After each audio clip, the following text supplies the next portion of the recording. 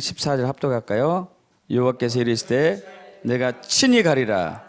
내가 너를 쉬게 하리라. 아멘. 기도합니다. 아버지 하나님, 오늘 출애굽기 33장 14절 그 언약의 말씀 붙들고 임재하시는 하나님을 알고 경험하기를 원합니다. 주님, 더 이상 우리의 신앙이 이론이 되지 않게 하시고 학문이 되지 않게 하시고 교리가 되지 않게 하시고 실제가 되게 성령님 역사해 주시옵소서. 그리하실 주님을 찬양하며 우리 주 예수 그리스도로 기도합나이다. 아멘. 여러분, 기독교와 타 종교의 차이점에 대해서 이제 3, 4주에 걸쳐서 이제 말씀을 드렸었죠.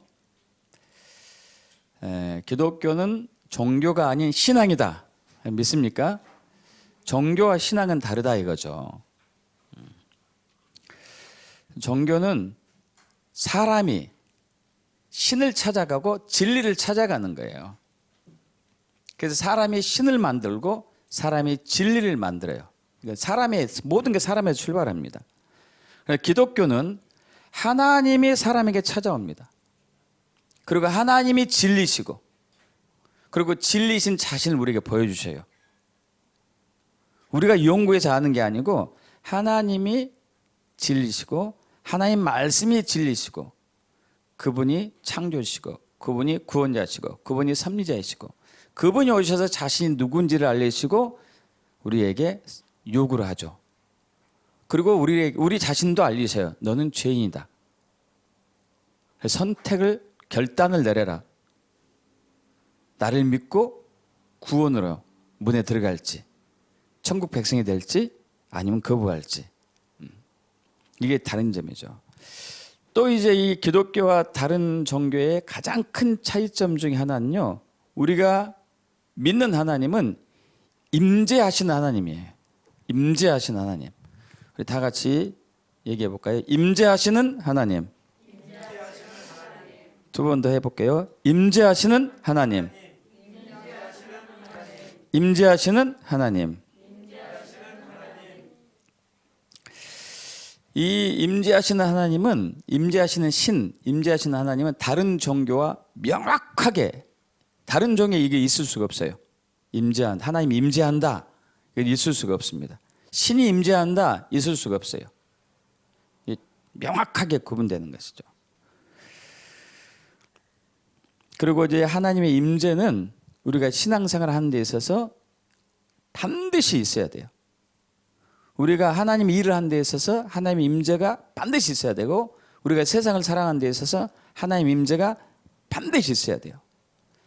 하나님의 임재를 경험하지 않는 신앙과 하나님의 일을 하는 것과 세상을 살아가는 것은 사실 하나님과 관계가 없어요.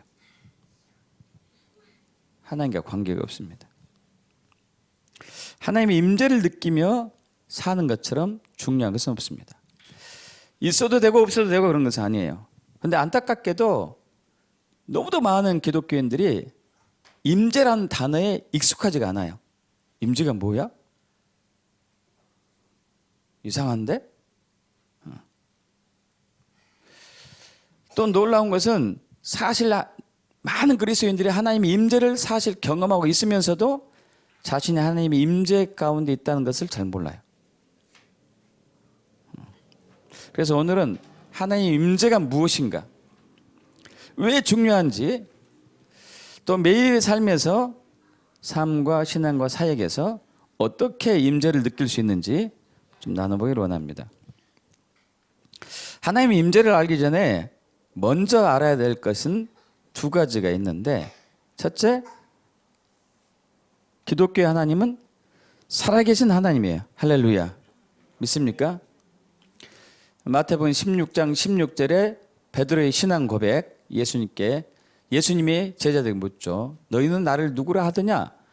주는 그리스도시요 살아계신 하나님의 아들입니다. 살아계신 하나님. 살아계신 하나님. 하나님은 살아계세요. 하나님은 살아계십니다. 하나님은 살아계세요. 여러분, 다른 종교는 대부분 죽은 사람을 섬겨요. 석가 죽었죠. 죽은 자를 섬겨줘. 공자도 죽었고 마호멧도 죽었고 다 죽었어요. 그러나 기독교는 아니에요. 살아계신 2000년 전 하늘에 계신 성자 예수님께서, 하늘에 계신 하나님이죠. 성자 하나님 예수님이 육체의 옷을 입고 이 땅에 이제 오셨잖아요. 그래서 인류의 죄값을 십자가에서 고난을 치르시고 죽으셔가지고 죄값을 치르십니다. 그걸로 끝난 게 아니고 돌아가신 지 3일 만에 부활하셔요. 이것은 죄의 끝은 사망이잖아요. 죄값은 사망인데 그래서 모든 인류는 죽음으로 가야 되는데 그 죽음이 1차적 죽음과 2차적 죽음이 있어요. 1차적 죽음은 육체가 죽는 것이고 2차적 죽음은 죽고 난 이후에 우리의 영혼이 지옥으로 가는 것이 2차적 죽음이죠. 그 죽음을 이기고 3일 만에 부활하신 것이죠. 부활하셔가지고 제자들과 40일 있다가 다시 하나님 나라로 올라가가지고 하늘 보호자 우편에 지금 예수님이 앉아 계시고 그분이 다시 오시잖아요. 그분이 하나님이시죠. 그분이 살아계시는 분이에요. 할렐루야. 이게 다른 종교와 차이점이에요. 기독교의 하나님은 살아계십니다. 두 번째, 기독교의 하나님은 인격체이신 하나님이시고 인격체이신 신이에요. 인격적이에요. 인격적이라는 것은 무슨 뜻이냐면은 우리와 같이 지정의가 있으셔요. 감정이 있으시고 감성, 그리고 지식이 있으시고 혹은 지혜가 있으시고 또 의지가 있으시고 인격적이라는 얘기예요. 인격적. 이게 다른 신과 완전히 차이점이에요. 하나님도 감정을 가지고 계세요. 감정. 창세기 6장 5절. 창세기 6장에서 이제 홍수 사건이 일어나잖아요. 하나님께서 이제 사람들이 너무 죄성이 너무 악함을 보시고 그 마음으로 생각하는 것마다 항상 악할 뿐을 보시고 그래서 땅에 사람 지으셨음을 한탄하시고 마음에 근심하셔요. 여러분 세상에 어떤 신이 한탄하고 마음에 근심하는 신이 있습니까? 없어요. 하나님만 그래요. 인격적인 분이시기 때문에.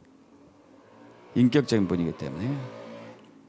또 출애굽기 34장 6절에 모세에게 하나님을 보이실 때에 우리 합독해 볼까요?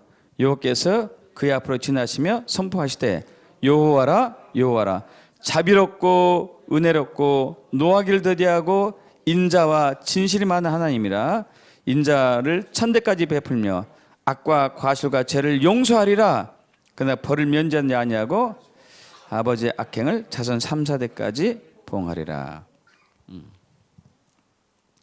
여러분 이처럼 자비를 베풀고 은혜가 넘치시고 오래 참으시고 노하기를 더디하시고 인자 사랑이 넘치시고 진리시고 다른 신에는 이게 없는 것이죠.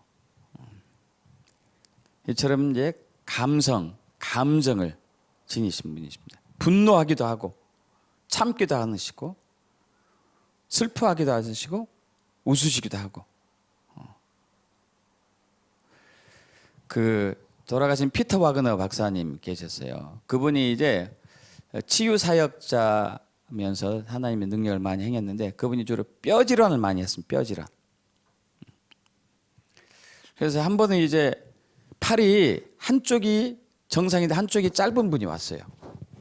이렇게 새끼죠. 이렇게 기도했어요. 짧아지는 손을 위해서 길어날지어다. 길어났어요. 이것이 더 길어났어. 근데 그래가지고 놀래가지고 주님 이거 어떻게 해야 돼요? 이거 왜 더 길어났어요? 이거 비정상기잖아요. 그랬더니 하나님께서 뭐라고 그러냐면 야 나는 농담도 못하냐. 나의 조크야. 다시 기도해야겠더니 정상으로 될지어다 그랬더니 이게 다시 짧아졌어요. 하나님 인격적이신 분이기 때문에 믿으십니까 여러분? 하나님 인격적이신 분이에요. 할렐루야.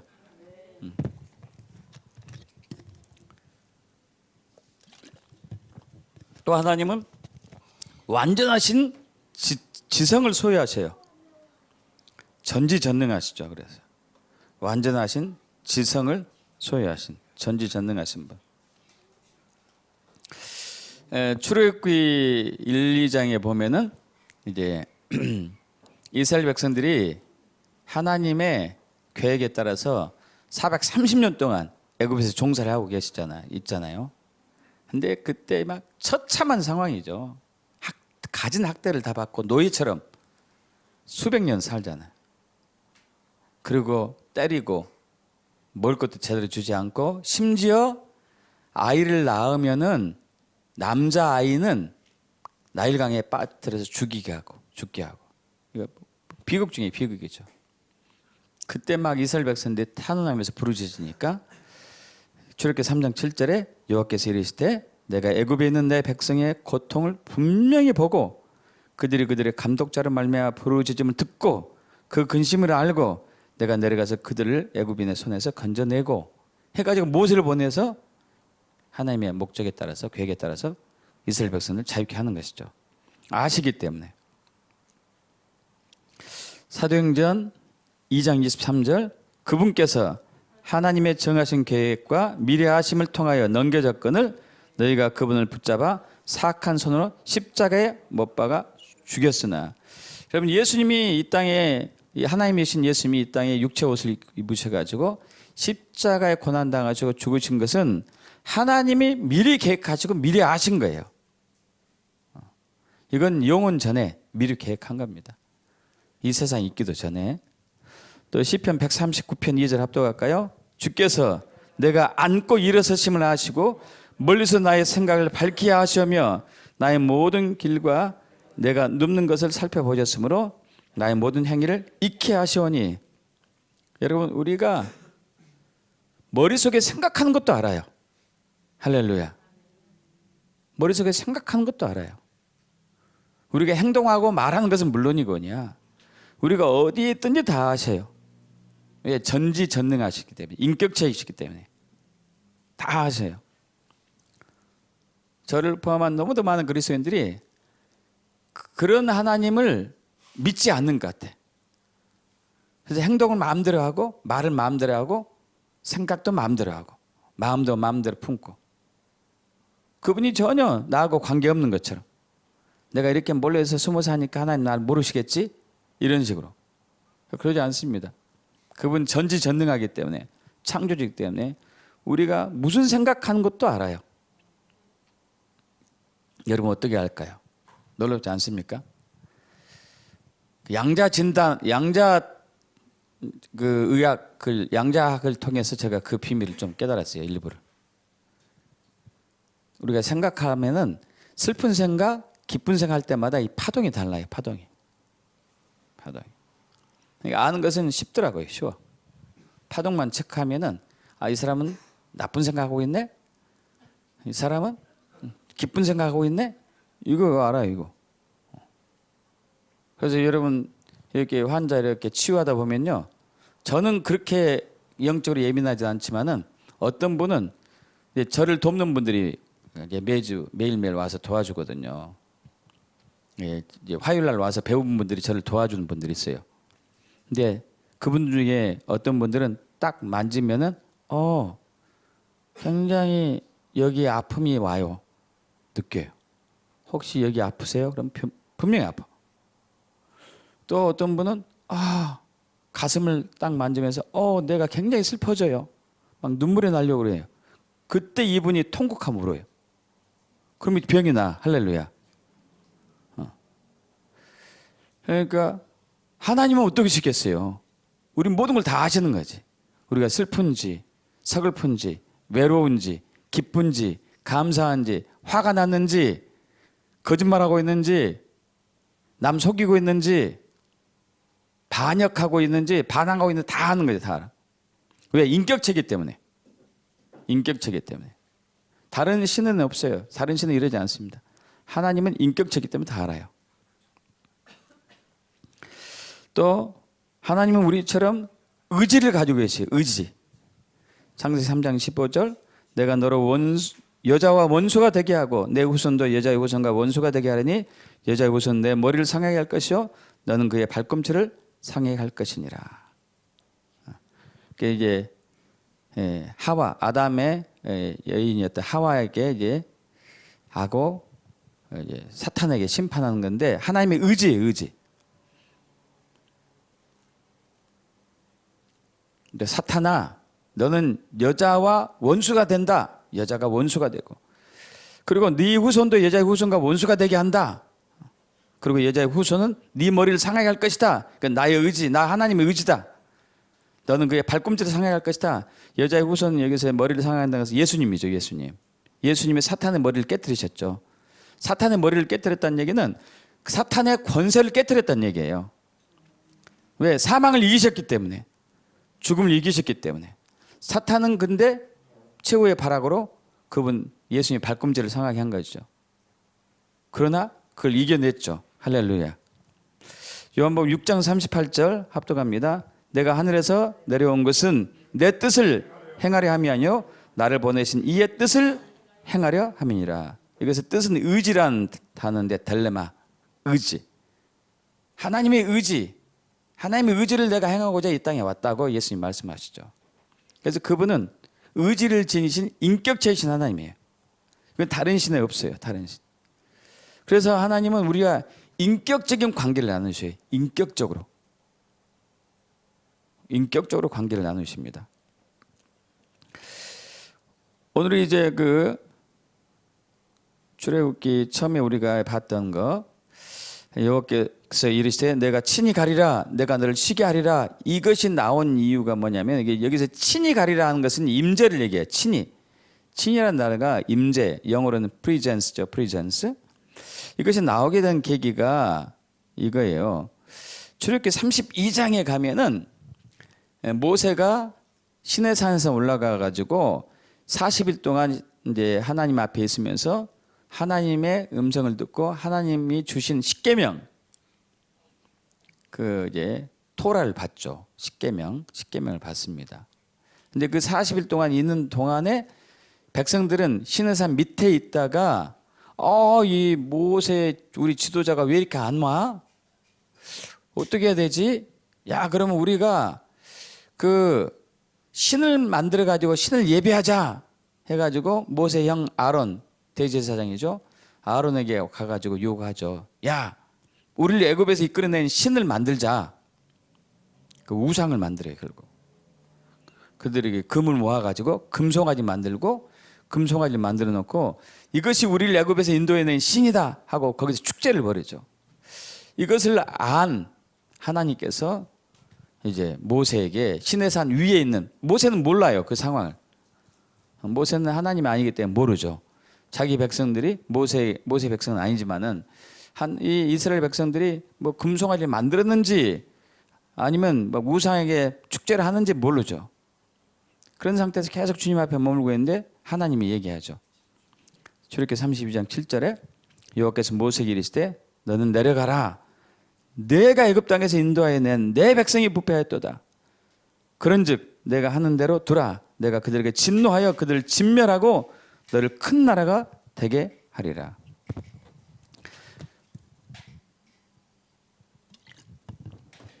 자, 430년 전에 이스라엘의 이제 조상 아브라함에게 하나님이 약속하신 것은 이 너희가 가나안 땅에 살 텐데 그러나 처음부터 살지는 않고 4대 만에 돌아와서 살 거고 너희는 4대 동안 430년 400년 이상 동안 다른 나라에 종살이를 하다가 때가 되면 올 것이다 하고 이제 약속을 했죠. 그러고 나서 430년이 되어 가지고 하나님께서 모세를 통해서 이스라엘 백성들을 이제 애굽에서 이집트에서 해방을 시켰습니다. 누가 해방시킨 거예요? 하나님께서. 그런데 하나님이 너무 화가 나가지고 너 내려가서 얘기해라. 네가 애굽 땅에서 인도하여낸 네 백성이라고 그래. 네 백성. 네가 인도해낸 네 백성이 타락했다. 내가 다 죽여버릴 거야 이제. 어마어마하게 화가 나신 것이죠. 어마어마하게. 그러니까 그때 이제 모세가 전심으로 기도합니다. 전심으로.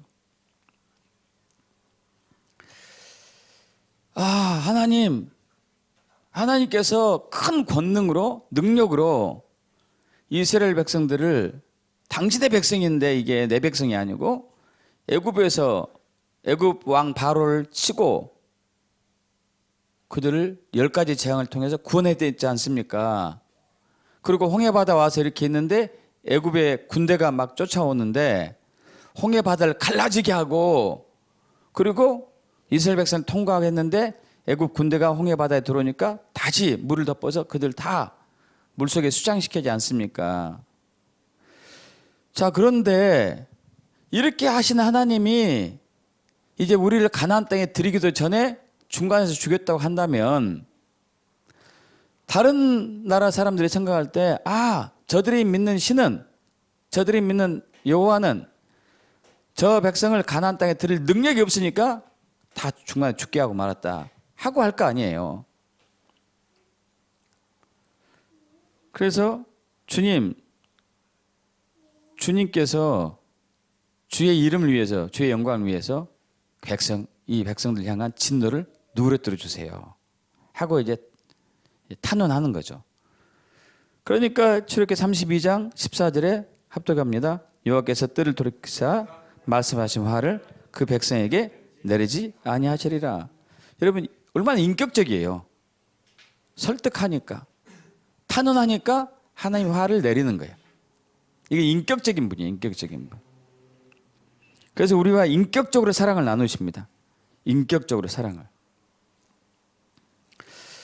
그 사랑 나누기 전에 그래서 여러분이 어떠한 죄와 허물과 악과 불법을 행했다 하더라도 주님 앞에 달려가서 십자가 벌 용서해 주세요 하면 용서해 주세요. 할렐루야. 있습니까? 우리는 죄를 짓고 허물을 짓고 주님께 잘못하면은 자꾸 숨으려고 해요. 숨으려고. 그러면 그럴수록 하나님은 더 이제 마음이 힘들어지죠.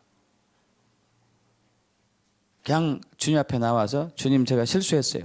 용서해 주세요. 잘못했습니다. 그리고 다시 그 죄에 빠지지 않도록 저를 도와주세요. 하면은 주께서 함께 하시고 용서해 주시고 회복해 주시는 것이죠. 할렐루야. 왜? 인격적인 분이기 때문에. 믿습니까? 인격적인 분이기 때문에 그래요. 또 인격적인 분이기 때문에 그분은 사랑을 나누셔요. 인격적인 사랑의 교제를 하세요. 아가서 보면은 아가서 2장 2절에서 솔로몬 왕이 여자들 중에서 내 사랑은 가시나무 가운데 백합화 같도다 하면서 술람미 여인에게 얘기하고 있습니다. 이것은 하나님이 믿는 사람들에게 얘기한 것을 비유한 거예요. 사랑을 표현한 거예요. 다 세상은 가시나무 같은데 나를 믿는 너는 내 신부는 그중에 백합화같이 아름답다. 할렐루야. 그러니까 또 이제 술람미 여인이 얘기합니다. 남자들 중에 나의 사랑하는 자는 하나님이죠. 숲을 가운데 사과나무 같구나. 그가 왼팔로 내 머리를 고이시고 오른팔로 나를 안는구나 하면 인격적으로 표현하고 있어요. 사랑으로 교제한다고. 할렐루야. 나를 안아주는구나. 그래서 아가서 2장 또 10절에서 13절에 나의 사랑하는 자가 내게 말하여 이르기를 나의 사랑 내 옆변 자 일어나서 함께 가자. 나의 사랑 나의 옆변 자 일어나서 함께 가자. 동행하는 인격적으로 사랑으로 동행하는 것을 표현하고 있죠. 아가서 4장 9절에서 12절도 마찬가지로 합독해 볼까요? 내 누이 내 신부야 내가 내 마음을 빼앗았구나. 내 눈으로 한 번 보는 것과 내 목에 굿을 한 깨미로 내 마음을 앗았구나. 내 누이 내 신부야 내 사랑이 어찌 그리 아름다운지 내 사랑은 포도주보다 진하고 내 기름의 향기는 각향 향품보다 향기롭구나. 내 신부야 내 입술에서는 꿀방울이 떨어지고 내 혀 밑에는 꿀과 젖이 있고 내 의복의 향기는 레바논 향기 같구나. 내 누이 내 신부는 잠근 동산이여 덮은 우물이요 봉한 샘이로구나. 할렐루야. 여러분 우리는 하나님 앞에 막 짓는 게 죄만 짓고 죄송스럽고 이런 미안한 마음뿐인데 하나님께서 우리 볼 때는요, 세상적인 표현으로 그냥 뿅 갔어요. 그냥 사랑에 푹 빠졌어요. 우리를 볼 때마다 하나님의 심장은 뛰어요. 우리 그 사랑하는 남녀가 그러잖아요. 막 그 달이 보면은 그 여인이 생각나고, 그죠? 사랑할 때. 그런 것처럼 하나님은 우리를 볼 때마다 가슴이 뛰어요. 그리고 우리가 매일도 아니고 모처럼 만에 기도하면은 너무 기뻐하는 거예요. 할렐루야. 찬양하면은 너무 기뻐하는 거고, 주님 앞에 무릎 꿇으면은 좋아하시고. 왜? 그분은 인격적으로 우리의 사랑을 나누시는 분이기 때문에. 할렐루야. 자, 내 목에 구슬 한 깨미로 내 마음을 뺏었구나. 우리 이제 이제 여러분 치장하고 막 우리 아가씨들이 그렇게 하잖아요. 예쁘게 하죠. 뭐 하려고 그러죠? 좋은 사람 만나려고 하죠, 뭐.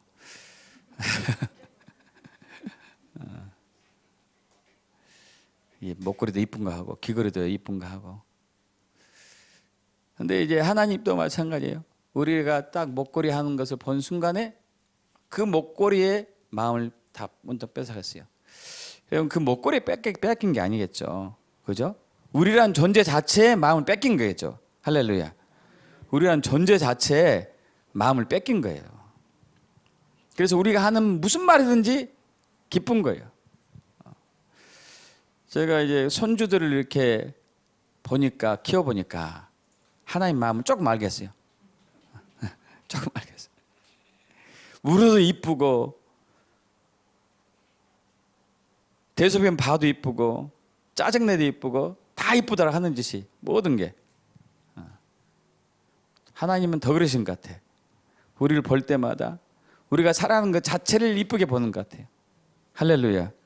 왜냐하면 우리와 인격적인 사랑을 나누신 분이기 때문에. 여러분, 타 종교의 어떤 신도 사람과 인격적인 사랑을 나누는 신은 없어요. 기독교만 있어요. 왜? 하나님이 인격적이신 분이기 때문에.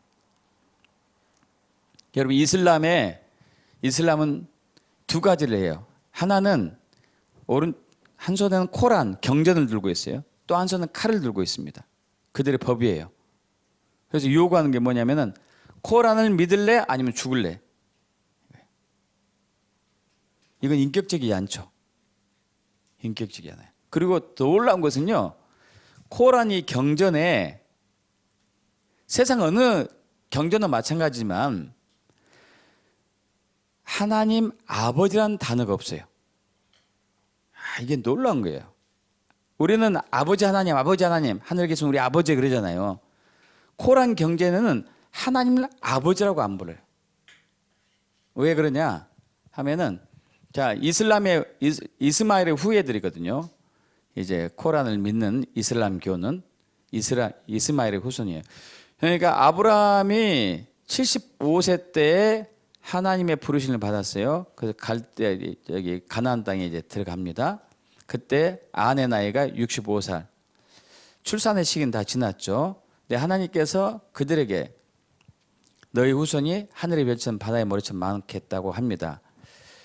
그런데 이제 10년이 지나도 자녀가 없으니까 그때 세상적인 방법으로 종 중에서 가장 똑똑한 다메섹 출신의 엘리에셀을 후손으로 딱 삼았어요. 마음으로. 하나님이 아니다 그랬어요.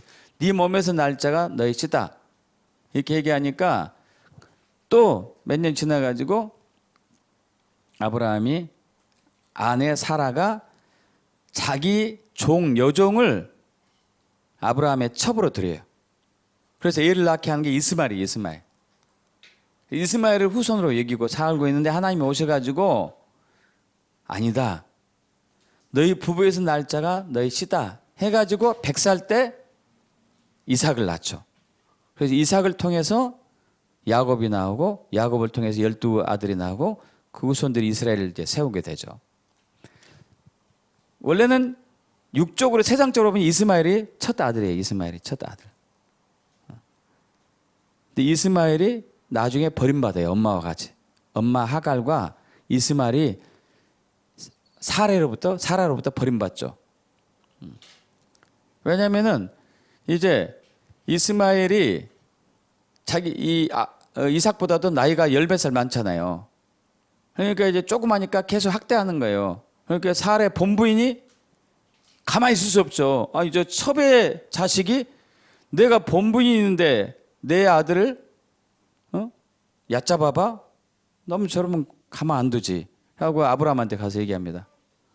당신 아들 단속 똑똑히 하라고. 누가 본부인의 자식, 첩의 자식이냐. 나 이렇게 못 산다. 결단 내려라. 그러니까 이제 아브라함이 사라한테 그러죠. 당신 마음대로 하시오. 쫓아내면 쫓아내고 마음대로 해라. 당신 종 아니냐. 그러니까 사라가 쫓아내버려요. 쫓아내가지고 둘이 이제 나가죠. 얼마나 힘들었겠어요.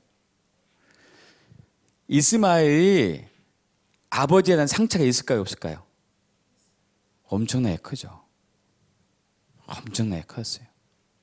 하갈은 남편에 대한 상처가 있는 것이고, 이스마엘은 아버지에 대한 상처가 있는 것이고. 그래서 그들의 경쟁에서는 아버지 하나님이라는 단어가 없어요.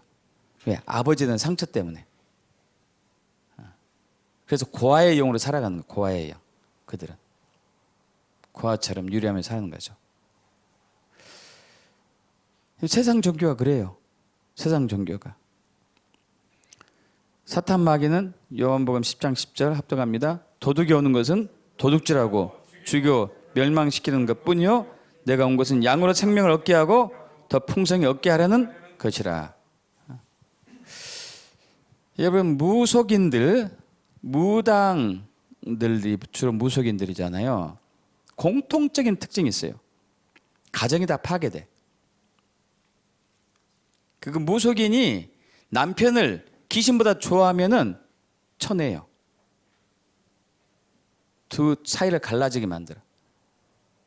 이건 귀신들이 하는 짓이죠. 죽이고 빼앗고 멸망시키는 거. 그래서 하나님은 뭘 원하시죠? 사랑해라. 나도 사랑하고 이웃도 사랑하고. 할렐루야. 인격제신 분이기 때문에. 믿습니까? 여러분, 마태복음 22장 36절 40절 합독해 볼까요? 선생님, 율법 중에서 어느 계명이 크니까? 예수께서 이르시되 내 마음을 다하고 목숨을 다하고 뜻을 다하여 주 너희 하나님을 사랑하셨으니 이것이 크고 첫째는 계명이요 둘째는 그와 같으니 내 이웃을 내 자신같이 사랑하라 하셨으니 이 두 계명이 온 율법과 선지자의 강령이니라. 할렐루야. 세상 종교는 아니에요. 세상 귀신들은 아니에요. 너 남편, 네 자식 나보다 사랑하면 안 돼. 나한테 충성하고 해야 돼. 이거예요. 나만 해야 돼. 주님은 아니죠. 서로 인격적인 관계를 맺죠. 요한복음 15장 4절 내 안에 거하라 나도 너희 안에 거하리라. 친구처럼. 출애굽기 33장 11절 사람이 자기의 친구와 이야기한 같이 여호와께서 모세와 대면에 말씀하시며. 야고보서 2장 23절 합독할까요? 이에 성경에 이른바 아브라함이 하나님 믿으니 이것을 의로 여기셨다는 말씀이 이루어졌고 그는 하나님의 벗이라 친구라. 너는 나의 친구다. 여러분, 어떤 세상의 신이 귀신들이 사람에게 친구다 이렇게 하지 않아요. 왜? 그들이 인격적이지 않기 때문에. 하나님이 인격적이기 때문에 너는 나의 친구야. 너는 내 아들이야. 너는 나의 신부야. 할렐루야. 그분이 인격적이기 때문에 그래요. 이게 이제 세상 종교와 차이점이죠. 그리고 그 인격적인 사랑을 나누기를 원하시죠. 자, 그렇다면 하나님의 임재란 무엇인가를 알아보죠. 하나님의 임재는 바로 살아계신 하나님이시고 인격적이신 하나님이란 것에서 출발합니다. 하나님의 임재란, 자, 아까 출애굽기 33장 14절 여호와께서 이르시되 내가 친히 가리라 내가 너를 쉬게 하리라. 이것은 무슨 얘기냐면은 하나님께서 아까 출애굽기 32장에서 이스라엘 백성이 금송아지 만들었잖아요. 그리고 우상을 섬겼죠. 그래서 하나님이 진노해 가지고 내가 이 백성을 멸절시키고 너를 새 민족을 세워서 가나안 땅에 들이게 줄게. 그런데 이제 모세가 탄원했습니다. 그래서 진노를 좀 누그러뜨리고 진멸시키지 않습니다. 그러고 나서 그 전까지는 하나님이 그들과 친히 계셨다가 그들과 친히 동행하셨다가 함께 했는데 하나님이 여기서 뜻을 바꿔요. 야, 너희 이제 내가 너희 함께 안 갈 거야. 왜? 너희는 목이 곱고 막 마음이 완악한 백성이어가지고 같이 가다가는 언제 너희가 나를 배반하면 내가 너희를 또 죽일지 모르겠어.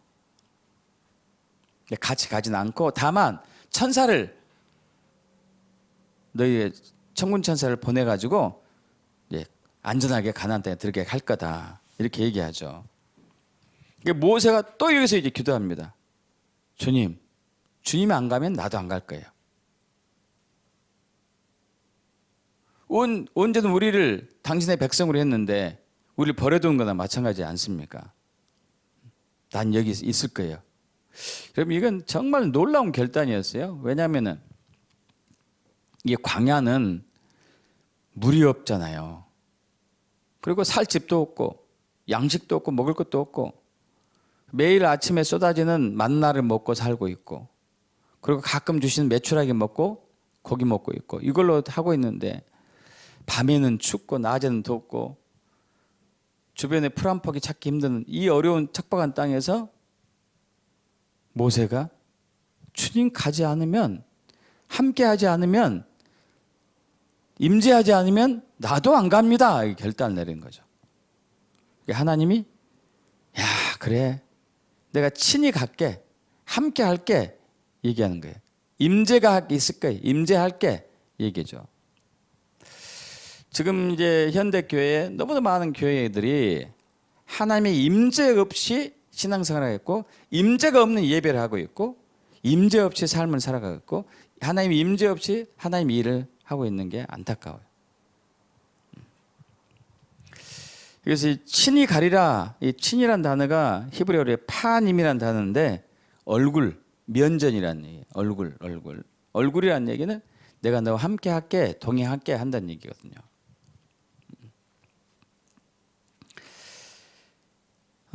고린도후서 6장 16절 하나님께서 이르시되 내가 그들 가운데 거하며 둘이 행하여 나는 그들의 하나님이 되고 그들은 나의 백성이 되리라.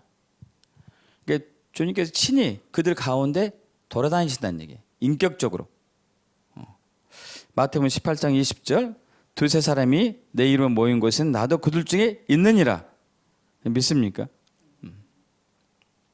그래서 임재라는 하나님의 나타나심이에요. 하나님이 나타나는 것. 하나님이 나타나시는 거예요. 임재라. 여러 형태로 나타납니다. 영광을 보여주기도 하시고요. 구름 기둥으로 나타나시기도 하고 불기둥으로 나타나시기도 하고 여러 미세한 소리 음성이 들리기도 하고 가시떨기 나무가 불타는 것처럼 나타나기도 하고 여러 상태로 나타나요. 자, 임재가 나타날 때 하는 현상인데 한번 좀 보세요. 목이 뻣뻣해지기도 하고 몸이 뜨겁거나 따뜻해지기도 하고 시원한 바람이 느껴지기도 하고 바람이 느껴지죠. 몸이 전기가 찌릿찌릿하기도 하고 감동이 오기도 하고 눈물이 나기도 하고 자꾸 뒤로 넘어지거나 앞으로 넘어지려고 하고 힘이 주어지기도 하고 몸에 힘이 쭉 빠지기도 하고 소름이 끼치기도 해요. 기분 나쁘지 않아요. 근데 향기가 나요.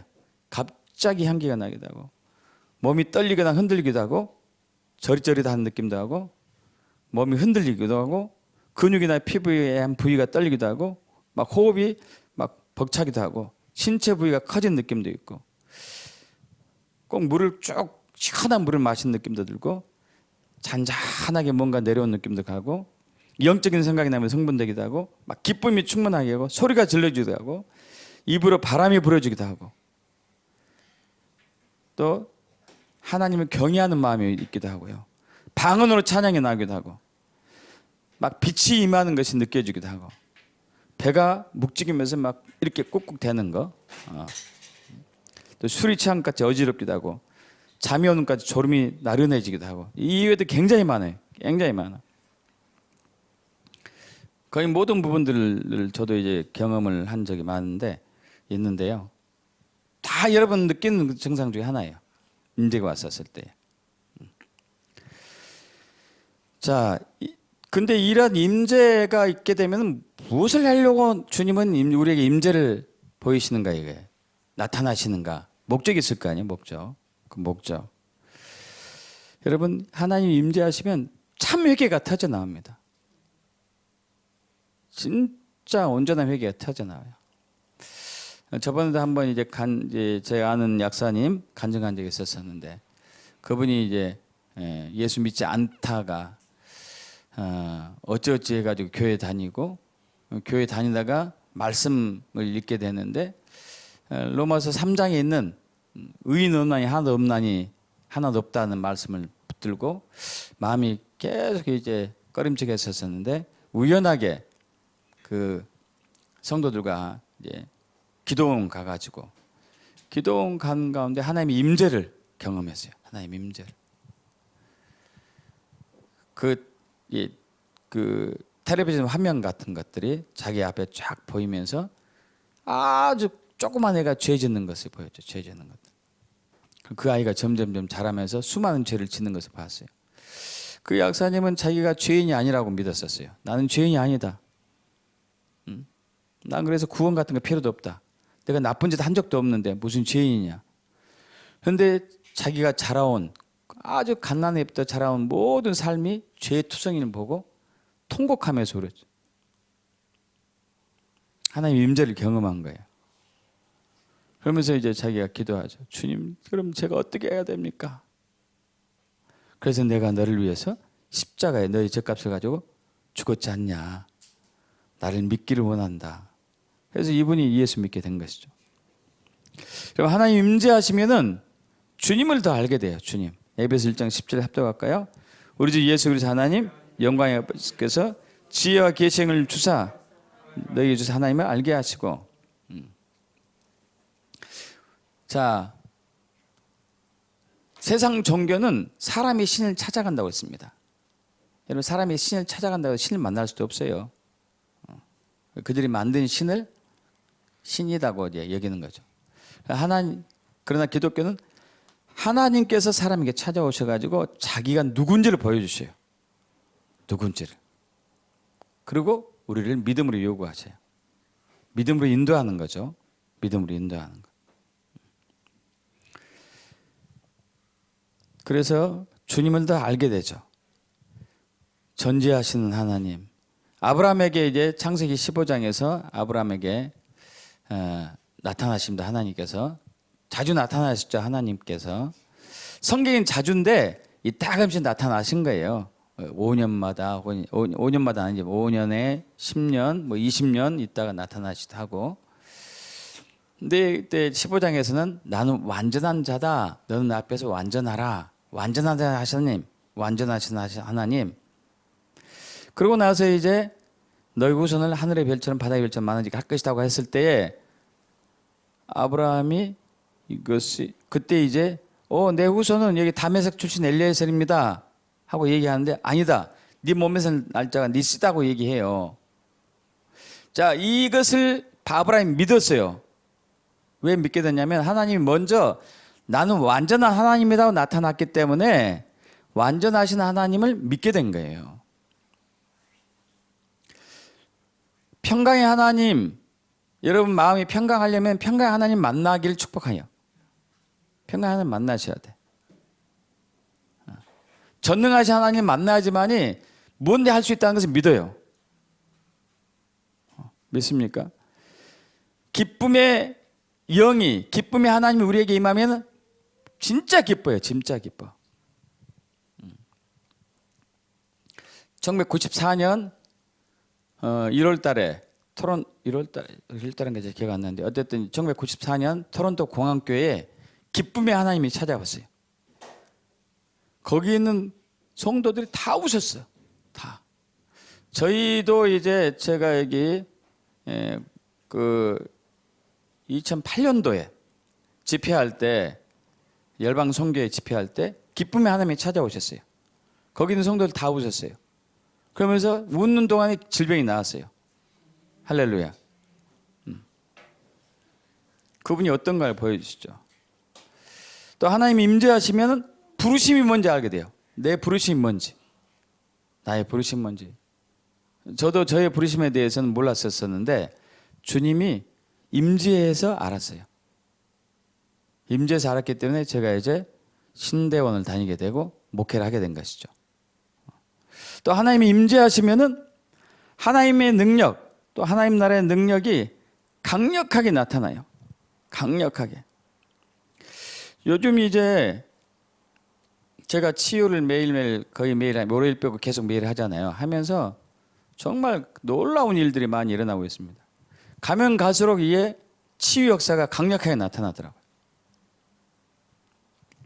어제 토요일 날도 원래 오전에 4명을 받기로 했어요. 시간별로.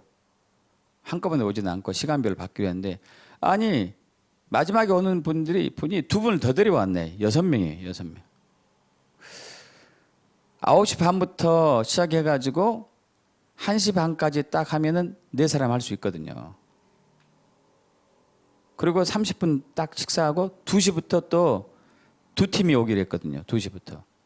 2시에서 4시까지 한 팀이 오고, 부부가 오고, 또 4시부터 그 다음에 또 부부가 오고, 이렇게 이제 해놨는데 6명이 온 거예요. 6명이. 이거 어떻게 하지 이거? 시간은 계속 지나가고, 그렇다고 빨리빨리 할 수는 없고, 어쨌든 1시간은 걸리니까 한 팀, 한 분에.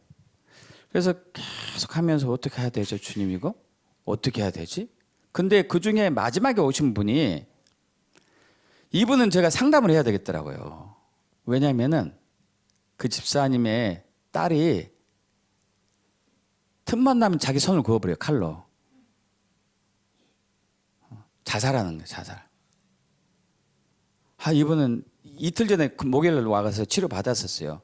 그분 상담해야 되겠는데, 그때도 많이 와가지고 시간이 없어서 그냥 갔어요. 또 목요일날 우리 줌 예배 하잖아요. 줌 예배니까 상담할 시간이 없었어요. 저분을 상담해야 되겠는데, 어제 또 오셨더라고. 어떡하죠, 주님? 저분은 상담 필요한데 너무 마음에 슬픔이 많고, 아픈데도 그냥 관절이 안 좋고 허리 안 좋고 막 다 많이 안 좋아요. 나이는 50대 초반인데. 저분을 상담을 해야 될 것 같은데 어떡하지? 기적이 일어났어, 기적이. 오후에 오실 2분이 저한테 전화 왔어요. 10분 간격으로. 목사님 오늘 전 못 가요. 전 못 가요. 할렐루야. 그래서 그분하고 같이 3시 반까지 상담했다니까요. 펑펑 울더라고요, 상담하는데. 이야, 할렐루야.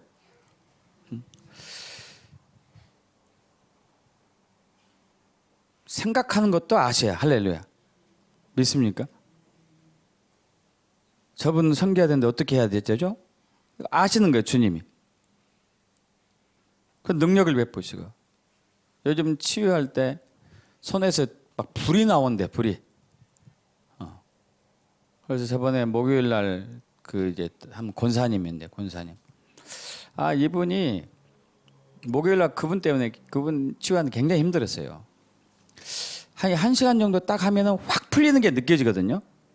확 풀리는 게 느껴지면서 그분도 느끼고 나도 느끼고 옆에 사람도 느끼고 봐요. 얼굴이 달라지니까 붓기가 쭉 빠지고, 얼굴 어떤 분은 배가 쑥 들어가고 얼굴이 빠지기도 하고 빛이 나기도 하고 눈이 밝아지기도 하고 느끼는데, 다른 데가 다 좋아졌는데 머리하고 그 골반이 안 좋아지더라고요. 이거 뭐 시간은 이제 계속 목요일 날 하니까 내가 줌 예배로 들어갈 준비를 해야 되는데 이분이 안 낫고 있는 거야, 안 낫고 있는 거야. 그래서 안 되겠다 해서 하고, 이제 안간 모든 힘을 다 끌어가지고 이제 목하고 이제 골반을 만져주는데, 갑자기 이분이 목사님 불 들어와요, 불 들어와요 그러더라고요. 불 들어와요. 그러면 그분이 이제 만성 두통이 있거든요. 두통 오면은 만사가 귀찮고 아무것도 못하고 무기력해지고 우울증에 빠지는 거예요.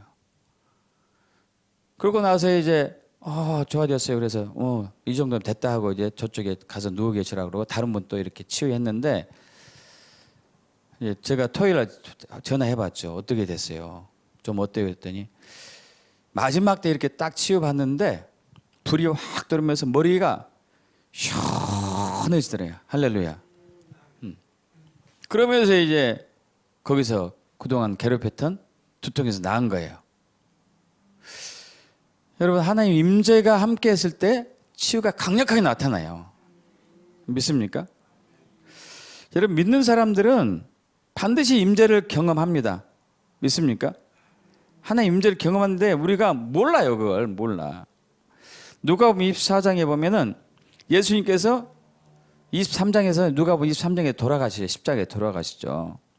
그래가지고 그 예수님의 시체를 동굴에다가 넣고 커다란 돌로 막아요. 그리고 예수님을 이렇게 베옷으로 이렇게 다 감으셨고.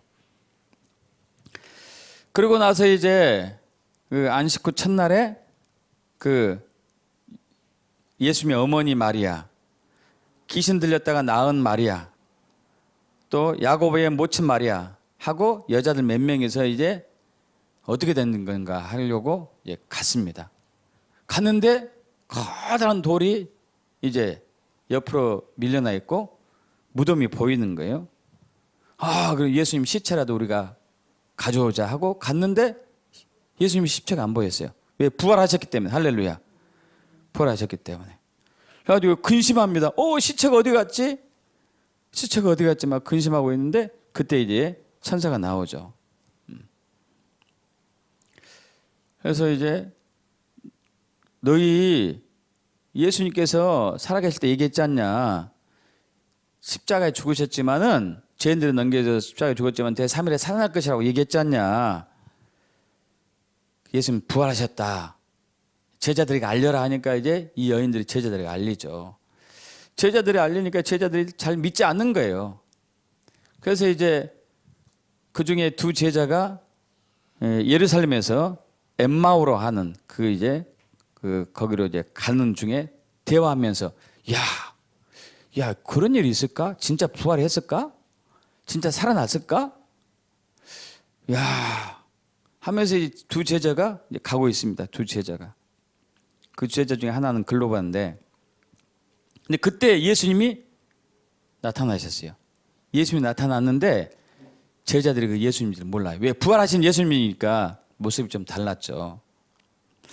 그러면서 이제 무슨 얘기 합니까? 물어보죠. 예수님께서 그 두 제자들에게. 두 제자가 당신은 그 예루살렘에서 일어난 일 몰라요?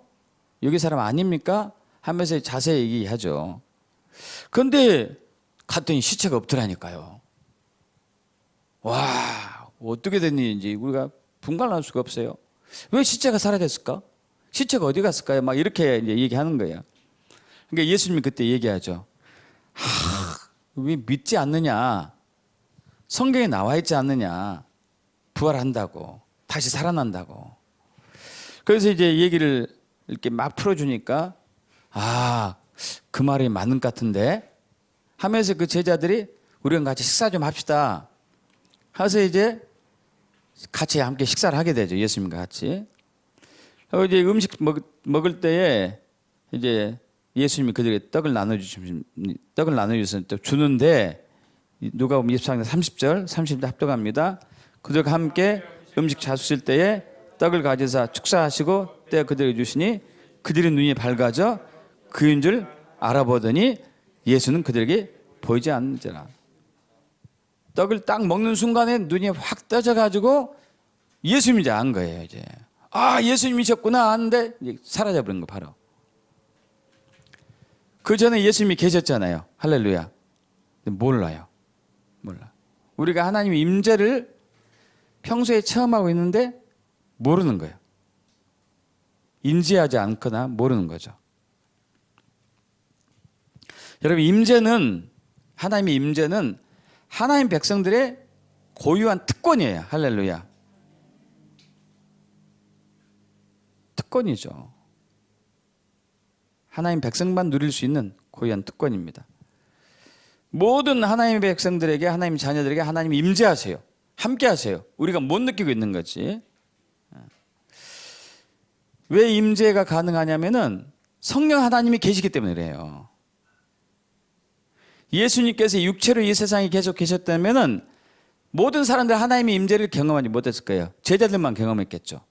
그러나 예수님이 가시고 나서 다른 보혜사를 보내주세요. 요한복음 14장 16절 17절 합동합니다. 내가 아버지께 구하겠으니 그가 또 다른 보혜사를 너에게 주사 영원토록 너희 함께 있게 하리니 그는 진리의 영이라. 세상은 능히 그를 받지 못하나니 이는 그를 보지도 못하고 알지도 못합니다. 그러나 너희는 그를 아나니 그는 너희 함께 거하시며 또는 너희 속에 계시겠음이라. 할렐루야. 하나님 임재하신 이유는 성령 하나님께서 오셨어요. 그래서 또 다른 보혜사라는데 다른이라는 단어가 독특한데요. 그럼 사과하고 배는 과일이 다르죠. 그죠? 이게 다르다 이게. 근데 여기서 이 다른이라는 단어는 어떤 의미냐면은 같은 사과예요. 같은 사과.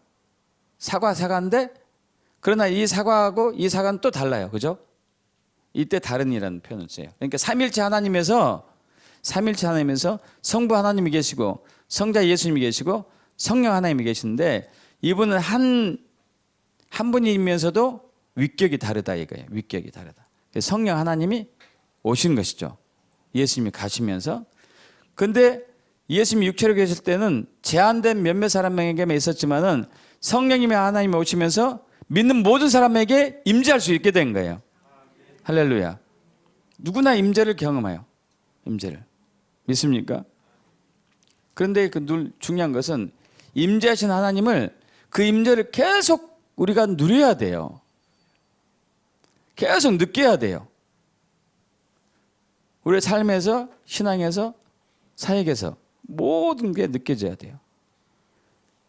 그래야지 아까 얘기한 것처럼 하나님을 알게 되고 우리의 부르심을 알게 되고 또 하나님만이 할 수 있는 능력들이 나타나게 되고.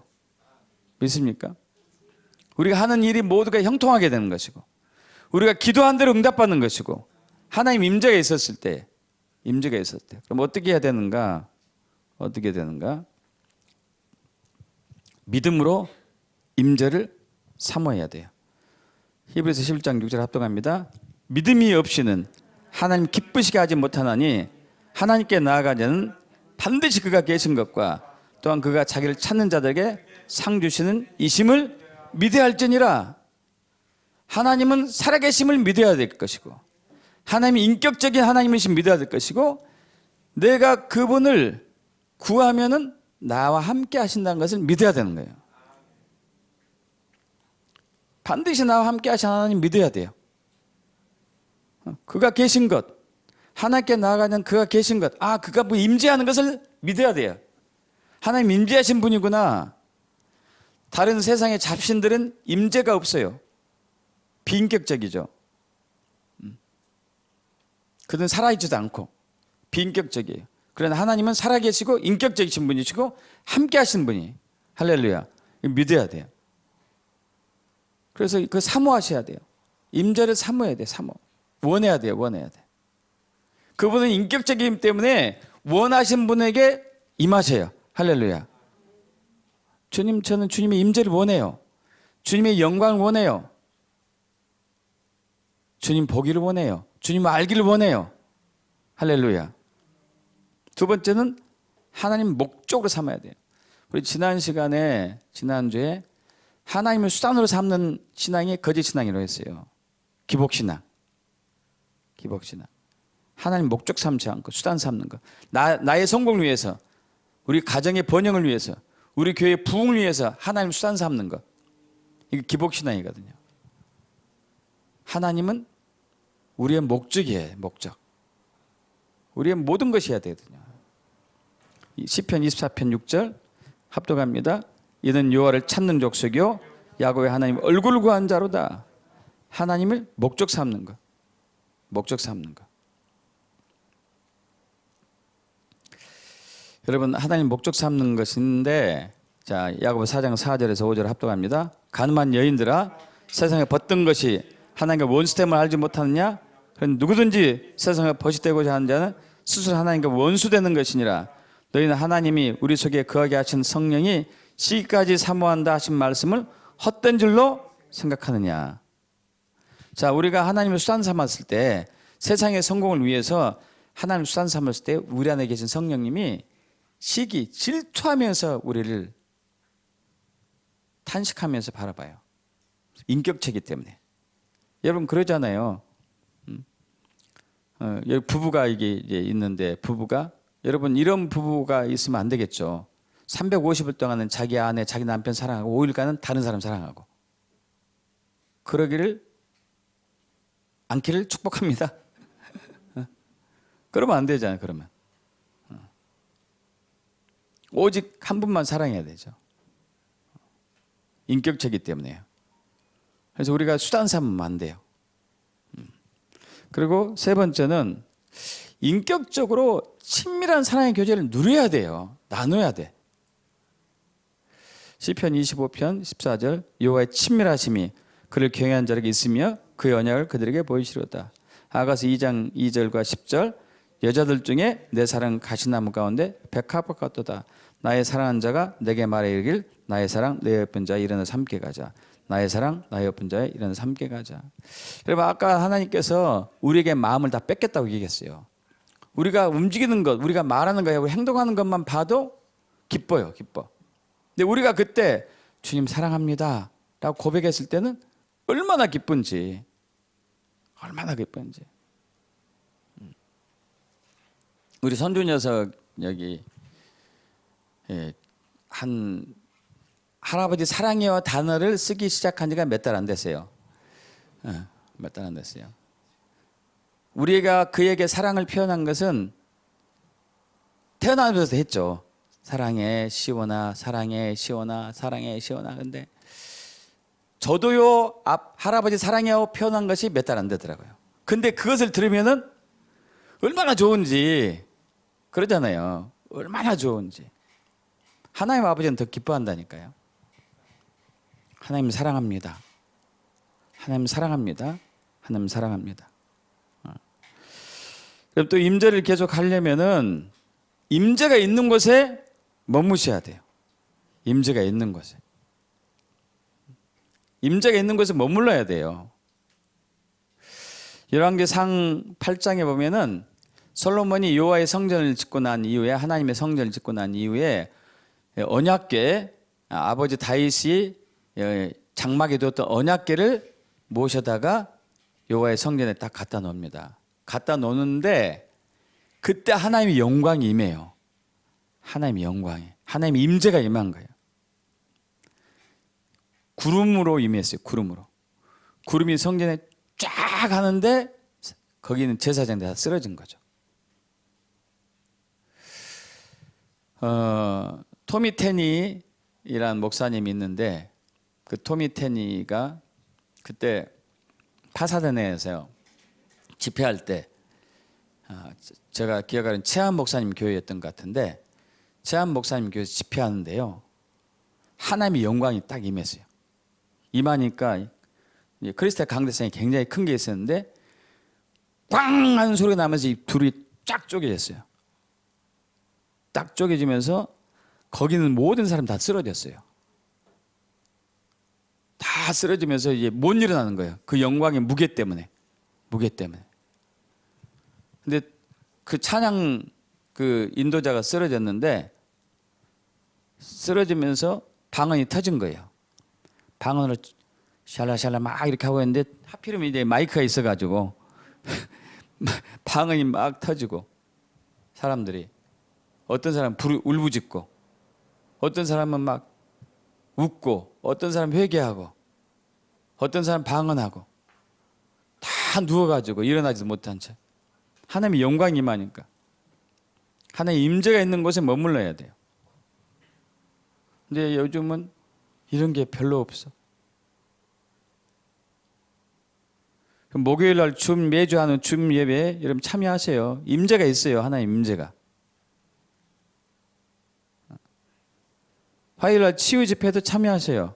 하나님 임재가 있으니까 여러분 제가 조금 안타까운 것은 지금 열심히 참여한 다른 교인들이 저에게 임한 치유의 기름 부음이 전이 되면서 가정을 살리고 있더라니까요. 주변 사람도 살리고 있어요. 그래서 어떤 두 분은, 한 분은 선교사님과 한 분은 권사님인데 두 분이 같이 사는데, 목사님 우리 지부 만들 거예요. 그래. 지부 만들 거라고. 치유할 거라고. 왜? 임재가 있는 곳에 와서 배우니까 치료받으면서 능력이 같이 함께 나타나는 거죠. 믿습니까, 여러분? 임재가 있는 곳에 있으니까. 여러분, 임재가 잘 못 느끼는 사람은 임재가 있는 곳에 있으면 돼요. 있으면 느껴요. 그래서 그 권사님은 느끼더라고요. 선교사님도 느끼고. 아, 목사님 여기 만지는데 막 냉기가 빠져나오는 것 같아요. 나도 느끼고 있는데 그분도 느끼는 거예요. 아, 목사님 여기 만지는데 왜 내 마음이 슬퍼지죠? 그분이 이제 우는 거죠. 치유받는 분이. 임재가 느껴지니까. 믿습니까? 임재가 있으니까요. 임재가. 그럼 임재가 있는 곳에 있으면 여러분도 되는 거예요. 할렐루야.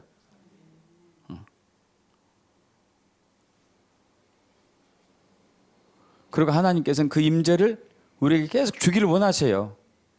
우리가 하나님 임재를 사모하는 것보다도 하나님 우리에게 함께하기를 그렇게 원하시는 거예요. 그렇게 우리에게 임재하기를 너무 갈망하는 거예요. 너무 갈망해. 근데 우리가 거부하니까, 우리가 무관심하니까 하나님이 어쩌할 수가 없는 거예요. 왜? 인격적이니까. 강압적으로 하지 않으세요. 인격적인 것은 강압을 하지 않으신다는 얘기예요. 다른 세상의 잡신들은 강요해. 강요한다고요. 그러나 하나님은 강요하지 않으세요. 인격적이기 때문에. 이렇게 하면 어떡하냐 하고 권면해요.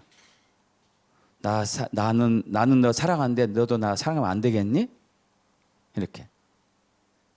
난 너를 항상 사모하고 있는데 너도 나 사모하면 안 되겠니? 이런 식으로 주님은 우리 인격적으로 대해요. 그래서 우리가 임재하는 같이 하기를 원하죠. 같이 하기를.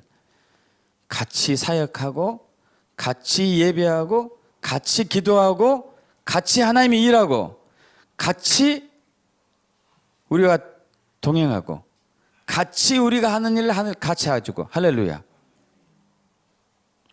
요즘 제가 이제 치유사역 하면서 그걸 너무 많이 느끼는 거예요. 너무 많이 느껴요. 내 생각도 하시고 하나님이 다 조율하시는구나. 인격적이신 분이구나. 할렐루야. 그렇게 축복합니다. 아멘. 아멘. 다 같이 일어서실까요?